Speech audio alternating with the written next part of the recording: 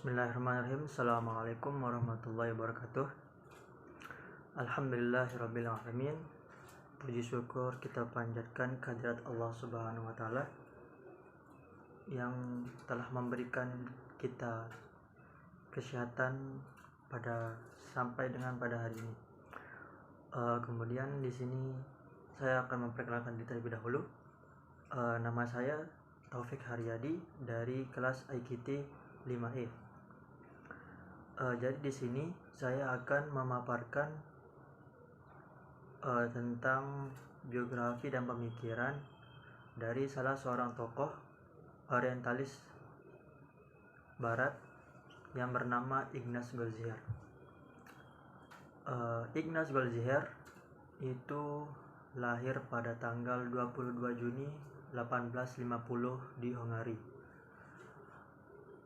Secara keturunan atau secara keluarga, Ignaz ini itu bisa dikatakan dari keluarga yang beradab, dari keluarga yang terpandang pada saat itu.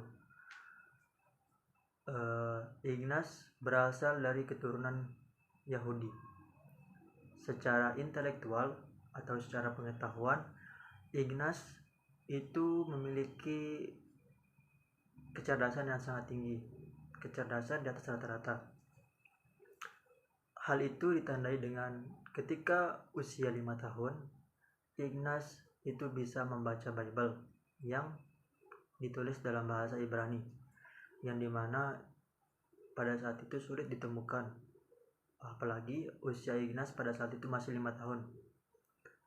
Kemudian Ignaz secara pendidikan, dia memulai pendidikannya di Universitas Budapest. Kemudian setelah dari Universitas Budapest, dia melanjutkan ke Universitas Leipzig di Jerman. Kemudian dengan ketekunan, kerja keras serta niatnya yang sangat tinggi, Ignaz berhasil meraih gelar doktor pada tahun 1870 di usianya yang sangat masih muda, di usia sekitar 20 tahun pada saat itu. Kemudian 2 tahun setelahnya, yaitu pada tahun 1872, Ignaz berkesempatan selama 1 tahun ke Kairo, Suriah, dan Palestina untuk melanjutkan studinya, untuk mengembangkan ilmunya mengenai kajian Timur Tengah. Kemudian Ignaz ini pergi ke Al-Azhar di Kairo, Mesir untuk melanjutkan studinya. Dengan niat yang sangat kuat, Ignaz bahkan dia sampai dikatakan mengubah identitasnya, mulai dari nama yang dia ubah menjadi Ignaz Al-Makhyar, atau artinya itu Ignaz dari Hungari.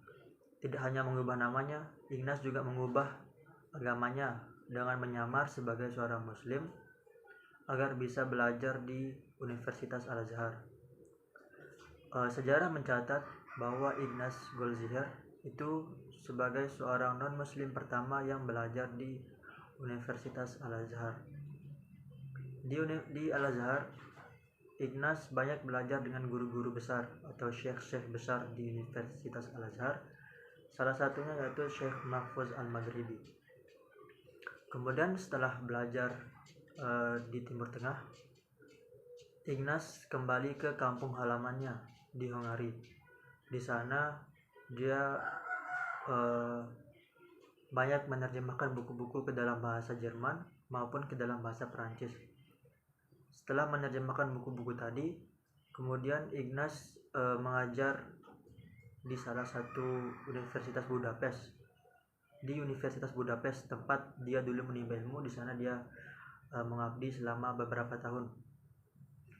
Kemudian Ignaz Goldziher itu mendapatkan julukan atau mendapatkan penghargaan sebagai ahli bahasa oleh Universitas Cambridge. Kemudian Ignaz menulis beberapa karya besar.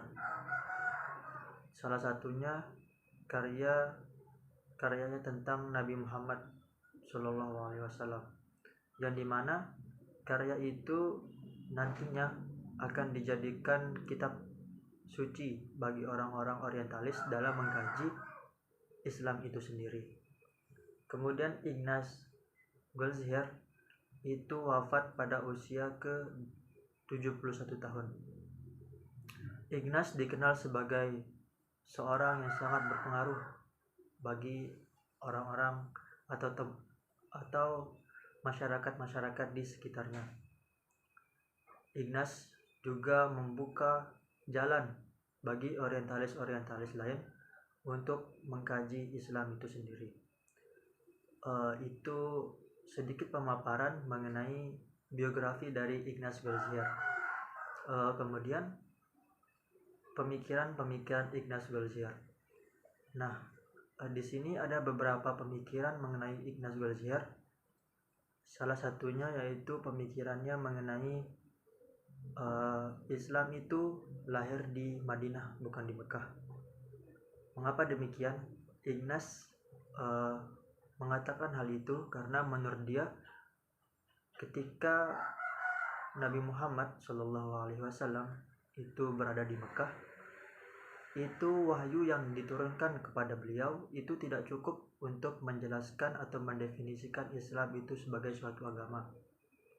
Lain halnya ketika Rasulullah berada di Madinah, yang dimana di Madinah itu nanti akan terbentuk Islam atau dapat didefinisikan sebagai Islam itu sendiri dari segi latar belakangnya, dimana juga di Madinah itu Islam mulai membentuk fondasi-fondasi awal, entah itu secara hukum maupun tatanan politiknya, itu semua dimulai di Madinah, bukan di Mekah. Dan Ignaz juga mengatakan bahwa atau berpendapat bahwa di Makkah itu Rasulullah mendapatkan atau kesulitan berdakwah di Mekah. Berbeda halnya dengan di Madinah, yang dimana secara luas itu Rasulullah lebih mudah untuk berdakwah di Madinah daripada di Mekah.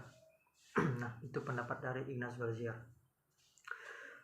Kemudian pemikirannya yang kedua mengenai Islam, mengenai agama Islam itu sendiri, yang dimana Ignaz Goldziher itu berpendapat bahwa Islam mengambil pelajaran dari agama-agama lain. Mengapa demikian? Dalam mengkaji Islam, Ignaz menggunakan metode kritik histori, yang dimana Ignaz mempelajari histori dari agama Islam itu sendiri. Ignaz mengatakan bahwa Islam menjimplak atau mencontek ajaran agama-agama sebelumnya. Contoh seperti cara bersujud, cara beribadah yang dijelaskan oleh Al-Quran itu mengambil dari tata cara beribadah orang-orang Yahudi. Tidak terkecuali tentang puasa, yang dimana bahkan umat-umat sebelum Islam itu juga telah melaksanakan puasa. Nah, dengan beberapa kemiripan dengan dari segi tata cara beribadah, itu menunjukkan bahwa Islam itu mengambil pelajaran dari agama-agama sebelumnya. Itu menurut Ignaz Goldziher. Kemudian Ignaz Goldziher itu berpendapat mengenai Al-Quran. Dia mengatakan bahwa Al-Quran itu hanya karangan dari Nabi Muhammad, bukan wahyu dari Tuhan. Dia mengatakan bahwa Nabi Muhammad mengarang Al-Quran untuk menarik orang-orang Arab agar masuk ke dalam Islam. Selain itu, Nabi Muhammad juga dibantu oleh para cendekiawan ahli kitab dalam mengarang Al-Quran. Itu kata Ignaz Goldziher mengenai Al-Quran itu sendiri. Kemudian Ignaz juga menyinggung masalah hadis, Apa kata Ignas?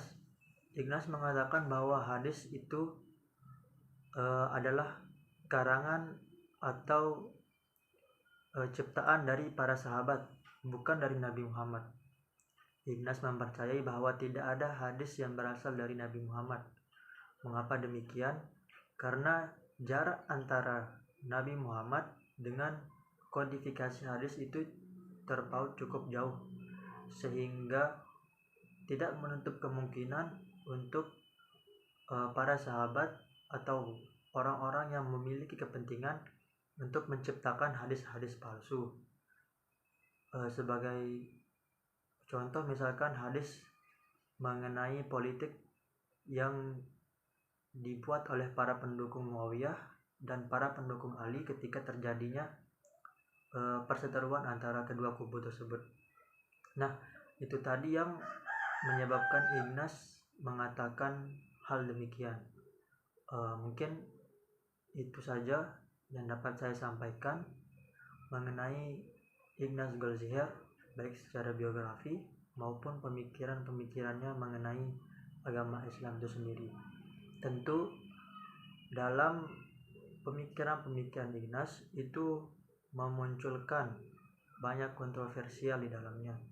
Entah itu ada yang pro dengan Ignas Goldziher maupun ada yang kontra dengan pendapat-pendapat Ignas Goldziher. Tapi tidak bisa dipungkiri bahwa Ignas Goldziher merupakan salah seorang tokoh yang berpengaruh di dalam dunia barat, terlebih dalam kajian-kajian Islam yang dilakukan oleh orang-orang barat. Mungkin itu saja yang dapat saya sampaikan. Kurang dan lebihnya mohon dimaafkan. Sekian dan terima kasih. Assalamualaikum warahmatullahi wabarakatuh.